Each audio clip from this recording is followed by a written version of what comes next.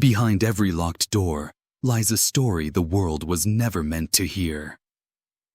Welcome to Behind Bars TV, where we uncover the hidden realities of the world's toughest prisons, untold inmate experiences, and the systems built to contain them.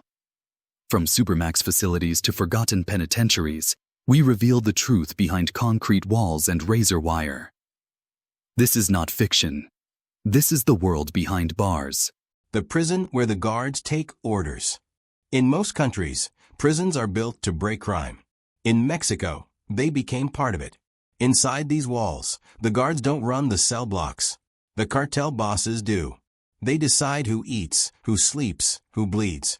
Drugs flow in like water. Phones ring like offices. And executions happen before breakfast. This isn't a prison system. It's a kingdom of crime. And inside, the law doesn't belong to the government. It belongs to whoever has the most bullets. The day the gates fell. It happened on New Year's Day, 2023. A convoy of cartel commandos, armor trucks, machine guns, grenades, rolled straight toward the Cerrizo No. 3 prison in Juárez. They weren't there to break in. They were there to break someone out. Within minutes, they overwhelmed the guards. Shots echoed across the compound. Security cameras caught men in tactical gear shouting orders in perfect coordination, like a military strike. When the smoke cleared, 10 guards were dead, 17 inmates had escaped, and the world realized a terrifying truth. In Mexico, the prisons no longer belong to the state. Authorities called it an attack. But inmates said otherwise. One survivor whispered, "The guards opened the doors before the shooting even started. That wasn't an attack. That was an inside job." And it was just one example of a pattern that stretched across decades. Prisons where cartels rule like kings, and every bar, key, and corridor is part of their empire. The prison empire. There are more than 300 prisons in Mexico. On paper, they hold over 220,000 inmates. In reality, many of them are controlled by just a handful of criminal syndicates: the Sinaloa Cartel, the Jalisco New Generation Cartel, CJNG, Los Zetas, and remnants of the Gulf Cartel. Inside each prison is its own ecosystem, its own economy, army, and church. Every compound has a plaza boss, appointed by the cartel. He decides cell assignments, visiting hours, and taxes. Protection money inmates must pay to stay alive. Even the prison store is cartel-controlled. Want cigarettes? 3 times the price. Want a phone call? 200 pesos per minute. Want peace? That'll cost your loyalty. And the guards? They're employees. Paid twice, once by the state, once by the syndicate. If you obey, you live. If you don't, you disappear. In some prisons, the cartels built their own VIP sections. Rooms with air conditioning, women, and alcohol. In others, they built torture chambers underground. The irony? Some of these prisons were designed by U.S. advisors under anti-drug funding. Now, they serve the very cartels America tried to destroy. The business of confinement. Cartel control isn't just about power. It's about profit. Inside these prisons, everything has a price. Phones, weapons, drugs, women, even freedom. One investigator from the Mexican National Guard said bluntly, "If you have enough money, you can turn your cell into an office." That's not an exaggeration. In 2019, authorities raided Puente Grande prison, once home to El Chapo Guzman before his infamous escape. They found high-end liquor, flat-screen TVs, luxury furniture, and a ledger showing monthly bribes totaling over $2 million. The prisoners weren't prisoners anymore. They were shareholders. Outside, the cartels trafficked drugs. Inside, they trafficked everything else. Guards became brokers. Warden positions were bought and sold like stocks. And politicians turned a blind eye because prison contracts came with campaign donations. The line between the state and the syndicate blurred into a single blood-stained handshake. War inside the walls. On February 11, 2016, the walls of Topo Chico prison in Monterrey turned into a battlefield. 2 rival factions of Los Zetas clashed over control of the prison economy. What started with an argument over drug profits became a massacre. For 2 hours, inmates fought with knives, clubs, and makeshift weapons, while guards watched from the towers, terrified to intervene. When it was over, 49 inmates were dead. Bodies burned in the laundry area. Some were decapitated. Officials called it a riot. Survivors called it a coup. Because the goal wasn't revenge. It was regime change. The new leader, known only as El Toro, emerged from the ashes as the new cartel-appointed warden. From that day forward, every peso, every gram, and every life inside Topo Chico ran through his hands. It was a prison, said one former guard. Then it became a city. The Unholy Alliance. Faith in Mexican prisons is as complicated as the crime itself. For many inmates, religion isn't salvation, it's protection. Inside the narco prisons, saints wear masks. The most worshipped of all, Santa Muerte, the saint of death. Cartel bosses hold mass in her honor. Guards attend too, asking for safety. And priests, some paid by the cartels, bless guns before they leave the prison walls. It's not Christianity, it's criminal mysticism. A belief that divine power protects the wicked as long as they pay tribute. In one cell in Tamaulipas, investigators found a wall painting of Santa Muerte with golden teeth, made from melted jewelry stolen during kidnappings. Underneath, the words, "Death is loyal. Governments are not. Religion becomes a business. Faith becomes insurance." And inside these walls, morality is whatever the strongest man says it is. The prison that became a city. Altamira Prison in Tamaulipas was never meant to hold an army, but that's exactly what it became. By 2015, the Gulf Cartel had transformed it into a miniature city-state. Inside, there were stores, drug labs, gambling dens, and even a nightclub made from the old cafeteria. They called it El Club del Infierno, the Hell Club. Guards collected entrance fees. Cartel lieutenants ran the bar. Music blasted until dawn. When the prison director tried to intervene, he found his office already occupied by an inmate with more money, more men, and more weapons than he had authority. "I realized," he said later, "I wasn't the warden. I was the guest." From inside those walls, orders flowed outward. Kidnappings, extortion rings, even cross-border drug shipments were coordinated from the comfort of the prison cells. It wasn't incarceration, it was administration. Altamira wasn't a correctional facility anymore. It was the cartel's corporate headquarters. The phones that never sleep. If money runs the cartel world, communication keeps it alive. And in Mexico's prisons, phones are more valuable than guns.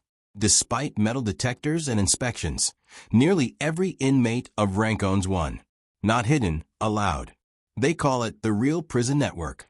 Through WhatsApp, Telegram, and encrypted calls, cartel leaders issue commands across the country, directing assassinations, shipments, and bribes as if they were in an office suite, not a cell. In 2021, Mexican intelligence intercepted hundreds of messages from inside Puente Grande and Reynosa prisons. What they found shocked investigators. Complete logistics for cocaine routes, human trafficking schedules, and payroll lists for corrupt police. The messages ended with a chilling signature. Approved from inside. Phones aren't contraband anymore, they're infrastructure. And every attempt to block signals fails. Why? Because the cell towers surrounding the prisons belong to companies funded by the same cartels.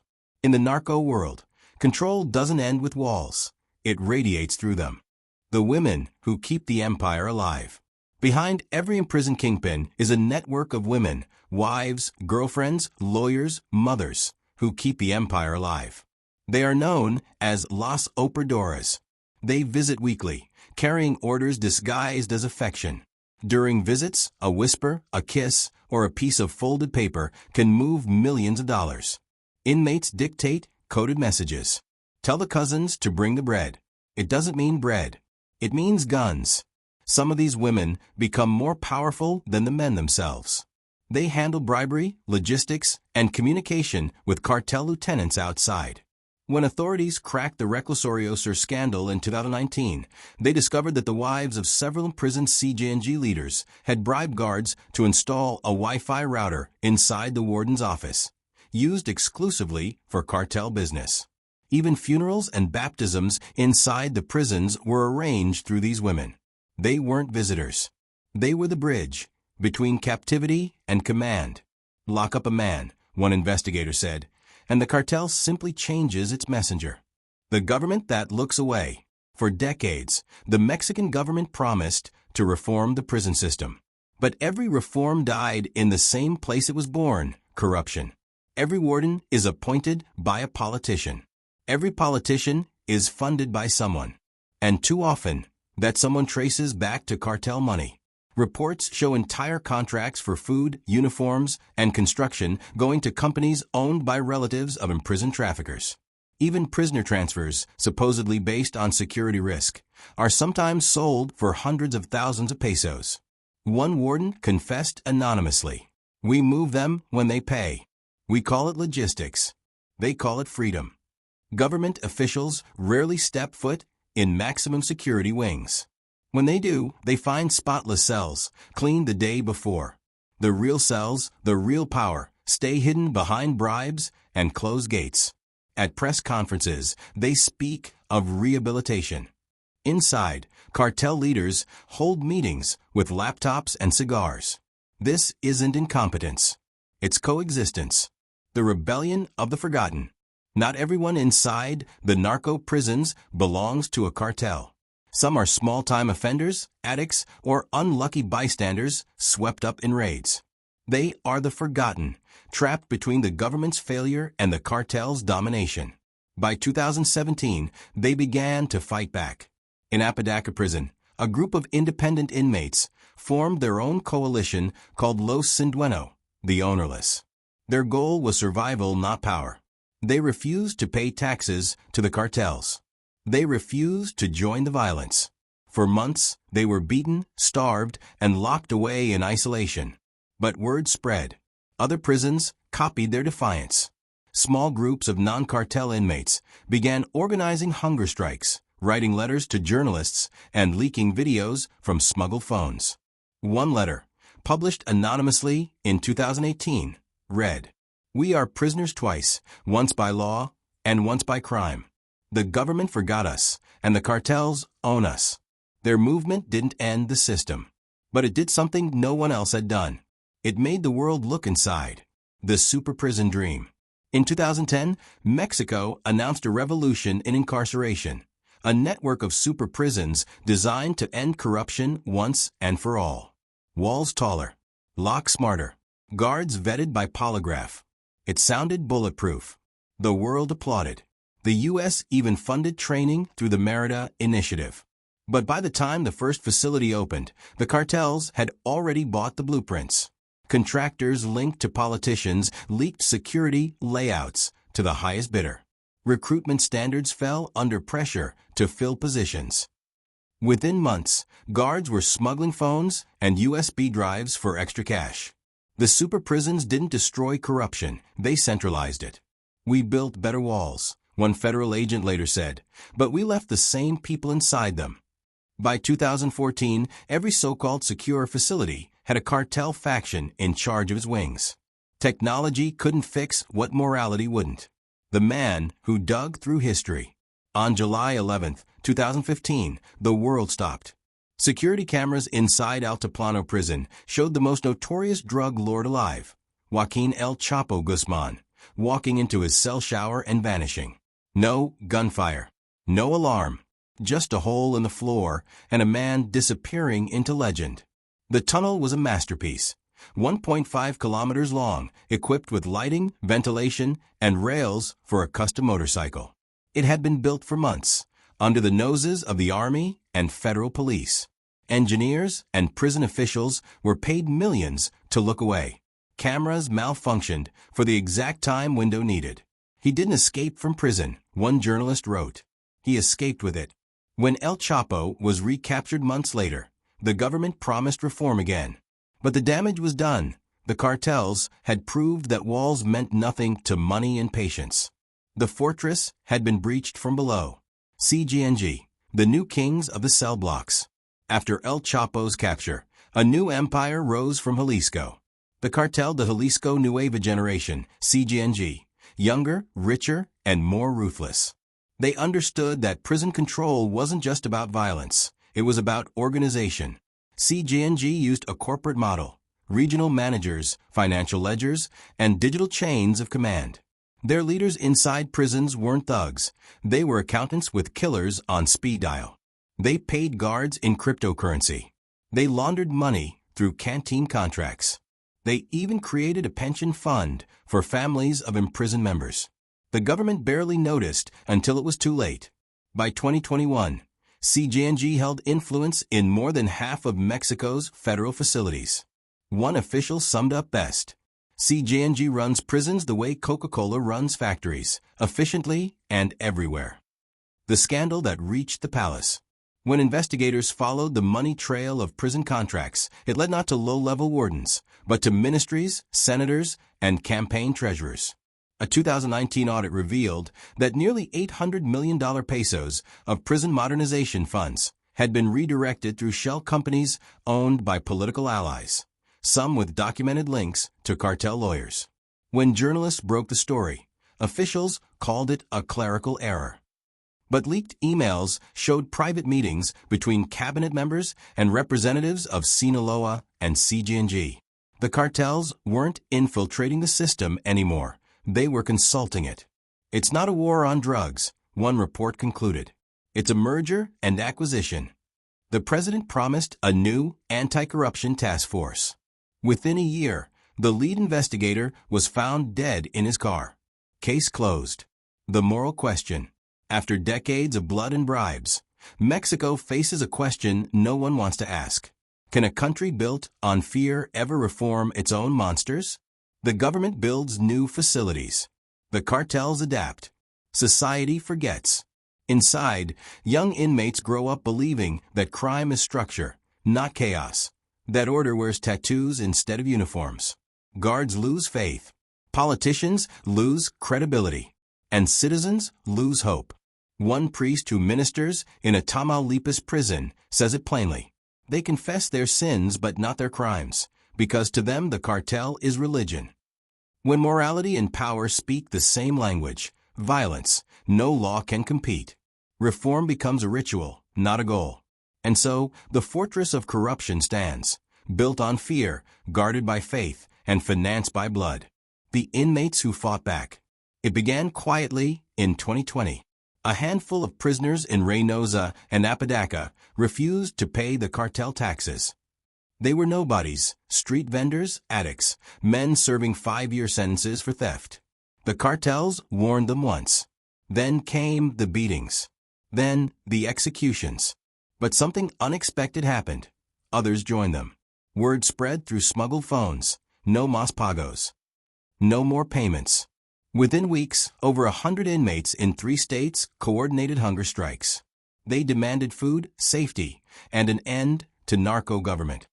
The guards didn't intervene. They couldn't. Instead, they watched a miracle, or madness, unfold. For the first time in years, inmates were defying both the state and the syndicate. When the movement spread to Chiapas, local media picked it up. The stories were brief: inmate unrest, small riot. But the message behind them was revolutionary. We'd rather die as men than live as property. The rebellion was crushed in days. Leaders were isolated, some vanished. But the silence that returned felt different. As if something sacred had been broken, the illusion of total control. The families who never stopped waiting. For every man trapped inside, there's someone waiting outside. A mother, a wife, a daughter still believing the state will answer. In Mexico's prisons, visits are chaos. Endless lines under the sun, paperwork, bribes, and body searches. And yet, they come every week, every month. They bring food, letters, hope. And they leave with silence. One mother in Sinaloa, whose son disappeared inside Culiacan prison, told reporters, "I still bring him bread. Maybe one day he'll be hungry enough to come out." Her son had been dead for 2 years.